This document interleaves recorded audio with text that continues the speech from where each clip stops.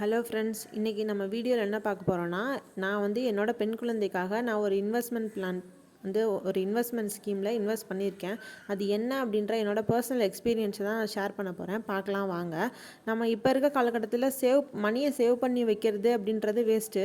எதுலையாவது ஒரு இதில் இன்வெஸ்ட் பண்ணணும். நமக்கு எது தெரியுதோ, நம்மளுக்கு என்ன நாலேஜ் இருக்கோ, நம்மளுக்கு எதில் ட்ரஸ்ட் இருக்கோ அதில் நம்ம இன்வெஸ்ட் பண்ணணும். அது ஏன் அப்படின்னா மணி இன்ஃப்ளேஷன் தான் காரணம். அது என்ன அப்படின்னா 5 வருஷத்துக்கு முன்னாடி ஒரு 10,000 சேலரி வாங்குறது இப்போ 50,000 சேலரி வாங்குறதும் ஒன்று தான் அப்படின்னு ஈக்குவல் ஆகிடுச்சு. இது எல்லாமே பார்த்திங்கன்னா மணி இன்ஃப்ளேஷனால் தான் நடக்குது. ஒரு 10 இயர்ஸ் 12 இயர்ஸ்க்கு முன்னாடி பார்த்திங்கன்னா ஒரு 5 ரூபா கொடுப்பாரு எங்கள் அப்பா. நானும் எங்கள் அண்ணனும் 2 பேருமே நாங்கள் வந்து டிஃபன் வாங்கி சாப்பிடுவோம். ஆனால் இன்றைக்கி ஒரு 5 ரூபாய்க்கு ஒரு இட்லி கூட கிடைக்க மாட்டேங்குது. ஸோ வந்து ஃப்யூச்சரில் நம்மளோட பெண் குழந்தைகளுக்காக எந்த குழந்தையாக இருந்தாலும் ஓகே, நான் வந்து என்கிட்ட பெண் குழந்தை இருக்குது, அதனால் நான் வந்து இன்வெஸ்ட் பண்ண அனுபவத்தை தான் ஷேர் பண்ண போகிறேன். ஸோ தட் வந்து பெண் குழந்தை நான் மென்ஷன் பண்ணுறேன். நம்மளோட பெண் குழந்தைக்காக நம்ம ஃப்யூச்சரில் என்ன இன்வெஸ்ட் பண்ணி அவங்களுக்காக நம்ம என்ன சேர்த்து வைக்க போகிறோம் அப்படின்றது தான் நான் வந்து யோசித்து இந்த ஸ்கீமை நான் வந்து போட்டேன். அது என்ன ஸ்கீம் அப்படின்னா, உங்கள் எல்லாத்துக்குமே தெரிஞ்சிருக்கும். மேக்ஸிமம் செல்வ மகள் சேமிப்பு திட்டம் தான் நான் போட்டிருக்கேன். அது வந்து இப்போ முடிகிற திட்டம் கிடையாது. ஒரு லாங் டேர்ம் ப்ராசஸ். நம்ம குழந்தை சின்னதுலேருந்து பெரிய பிள்ளையாகி வளர்ந்து அதுக்கப்புறம் நம்ம வந்து மெச்சூரிட்டியாகி எடுக்க போகிற அமௌண்ட்டு தான் வரும் நமக்கு.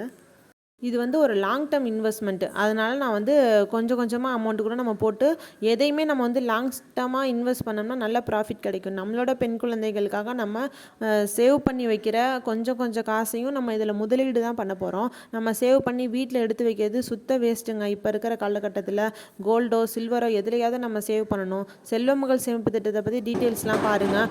ஆல்ரெடி வந்து பார்த்திங்கன்னா இயருக்கு 250 போட்டாலே போதுன்ற மாதிரி இருந்துச்சு. ஆனால் இப்போது வந்து மினிமம் 1000 ருபீஸ் பெர் இயருக்கு நம்ம இன்வெஸ்ட் பண்ணுற மாதிரி இருக்கும். இதனோட டீட்டெயில்ஸ்லாம் நீங்கள் கூகுளில் பார்த்தாலே கிடைக்கும். அப்படி உங்களுக்கு வந்து தெரியல, இதில் பார்க்கலான்றவங்களுக்காக தான் நான் ஸ்க்ரீன்ஷாட் போட்டிருக்கேன். என்ன வந்து எலிஜிபிலிட்டி, எவ்வளோ இன்வெஸ்ட்மெண்ட் பண்ணலாம், எப்படி பணம் எடுக்கிறது, எங்கே எடுக்கிறது, எப்போ மெச்சூரிட்டி ஆகும், எப்படி எடுக்கலாம், இதை பற்றின மற்ற டீட்டெயில்ஸ் எல்லாமே நான் அதில் வந்து ஸ்க்ரீன்ஷாட் எடுத்து உங்களுக்கு நான் காமிச்சிருக்கேன். இதில் வந்து நீங்கள் தெரிஞ்சுக்கோங்க. போஸ்ட் ஆஃபீஸ்லேயும் நம்ம இன்வெஸ்ட் பண்ணலாம். வந்து இதில் வந்து பேங்க்கில் நீங்கள் போய் அக்கௌண்ட் வச்சுருந்தீங்கன்னா நீங்கள் கேளுங்க, அங்கேயும் கூட ஓப்பன் பண்ணிக்கலாம். இன்றைக்கி நான் வந்து போஸ்ட் ஆஃபீஸ்க்கு நான் போயிருந்தேன் என் பொண்ணுக்காக. நான் வந்து இந்த ஸ்கீம் போடுறதுக்காக. நம்ம வந்து இந்த ஸ்கீம் ஏன் போடுறோம் அப்படின்னா, இது வந்து ஒரு 21 இயர்ஸ் பிளானுங்க.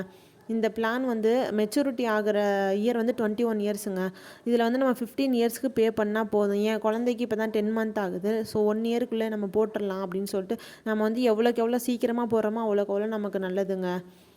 போட்டேன். இப்போதைக்கு பார்த்திங்கன்னா 8.2% தான் வந்துட்டு இன்ட்ரெஸ்ட் கொடுக்குறாங்க. முன்னாடி வந்து நிறையா இருந்தது, 9% சம்திங் இருந்தது ஸ்டார்ட் பண்ணப்போ. இப்போ 8.2% இருக்குது. இது வந்து 4 மந்த்ஸ் ஒன்று வந்து ஃப்ளக்ஷுவேஷன் ஆகுமாங்க. இது வந்து பர்மனெண்ட்டுன்னு சொல்லலைங்க. இப்போ வந்து இந்த ஸ்கீமை பற்றின சில டீட்டெயில்ஸ்லாம் நம்ம பார்க்கலாம். இந்த சுகன்யா சம்ரித்தி யோஜனா, செல்வ மகள் சேமிப்பு திட்டம், இது ரெண்டுமே ஒரே ஸ்கீம் தாங்க.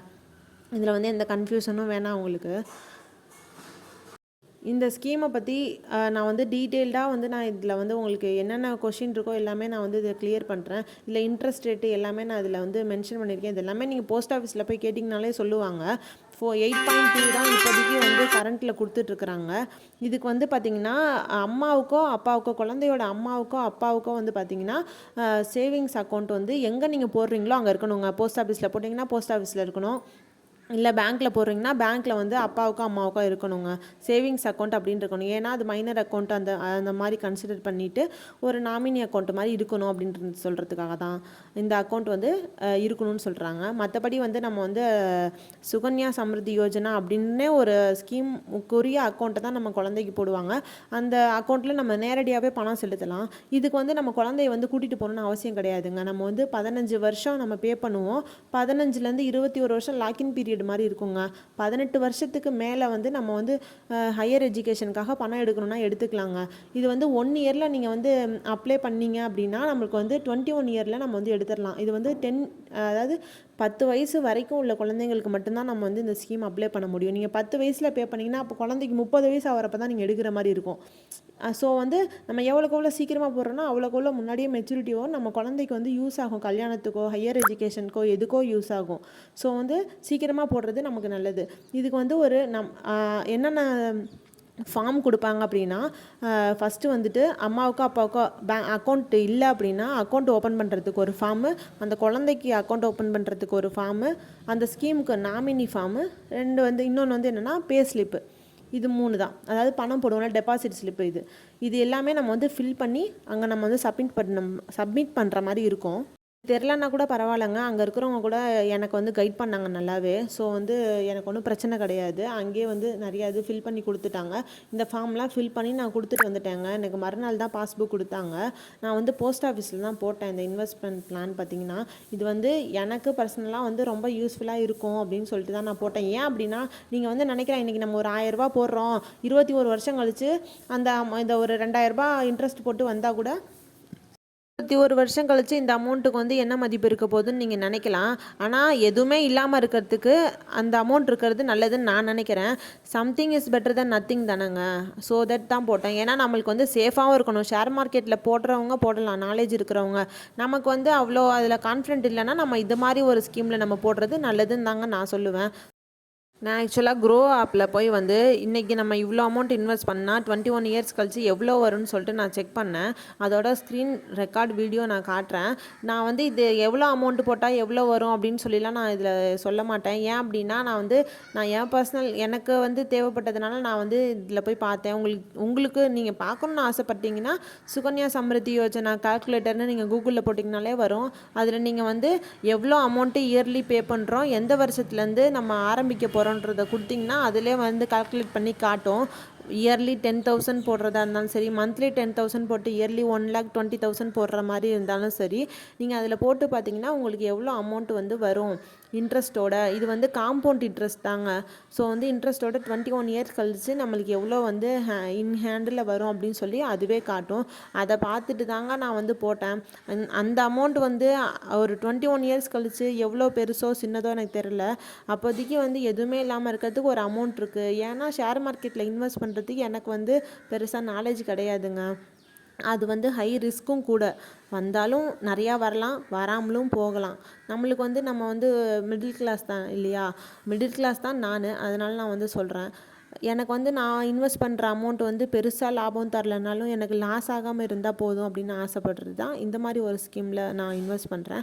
எஸ்ஐபிலையும் இன்வெஸ்ட் பண்ணலாம், ஆர்டிலையும் இன்வெஸ்ட் பண்ணலாம். இது எல்லாமே நான் வந்து பார்த்துட்டு தாங்க இருக்கேன். ஸோ வந்து ஒரு பெண் குழந்தை இருக்கிறதுனால இதில் இன்வெஸ்ட் பண்ணலான்னு சொல்லிட்டு நான் பண்ணினேன்.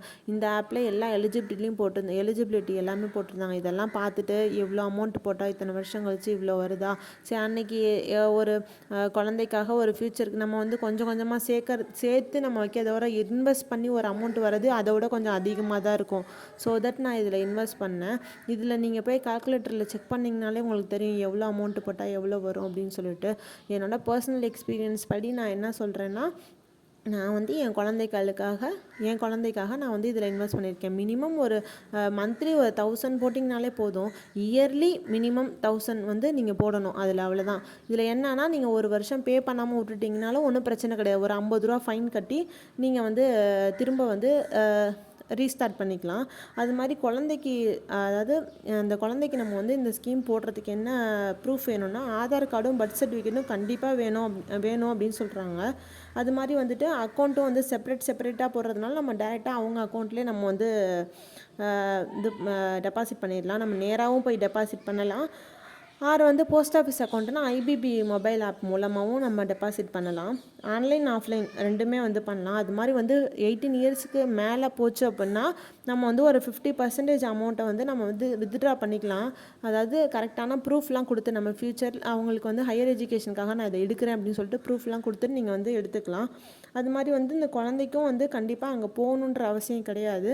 அது மாதிரி இயர்லி 1000 கட்டுறோன்னா நெக்ஸ்ட் இயரும் அதே 1000 தான் கட்டணும்னு அவசியம் கிடையாது. இந்த வருஷம் வந்து வருஷம் பூரா சேர்த்து ஒரு 50,000 கட்டலாம். அடுத்த வருஷம் 1 லட்சம் கூட கட்டலாம். இல்லை அதுக்கு அடுத்த வருஷம் காசே இல்லைன்னு சொல்லிட்டு 1000 ரூபா கூட கட்டலாங்க. ஸோ வந்து உங்களோட விருப்பம் தான். மினிமம் 1000 ரூபா, மேக்ஸிமம் வந்து 1,50,000. அது அவ்வளோதாங்க நம்ம கட்ட முடியும். இதுதான் நான் வந்து என் குழந்தைக்காக போட்டுட்டேன். ஸோ அதை தான் நான் காட்டுறேன். இதுதான் பாஸ்புக்கு. நான் வந்து எனக்கு ஒரு அக்கௌண்ட் நான் புதுசாக ஓப்பன் பண்ணதுனால மினிமம் ஒரு 500 கொடுத்து நான் அக்கௌண்ட் ஓப்பன் பண்ணிக்கிட்டேன். என் குழந்தைக்கு வந்து எவ்வளோ நான் போடணும்னு ஆசைப்பட்றேனோ நான் அந்த அமௌண்ட்டை வந்து போட்டிருக்கேன். மந்த்லி பே பண்ணலான்னு தான் நான் போட்டிருக்கேன். எவ்வளோ கையில் கிடைக்குதோ 500 1000 சம்திங் அந்த மாதிரி போட்டு என் குழந்தைக்காக நான் இன்வெஸ்ட் பண்ண போகிறேன். இந்த வீடியோ உங்களுக்கு யூஸ்ஃபுல்லாக இருக்கும்னு நினைக்கிறேன். யூஸ்ஃபுல்லாக இருந்ததுன்னா ஒரு லைக் பண்ணுங்கள். தேங்க்யூ ஃபார் வாட்சிங்.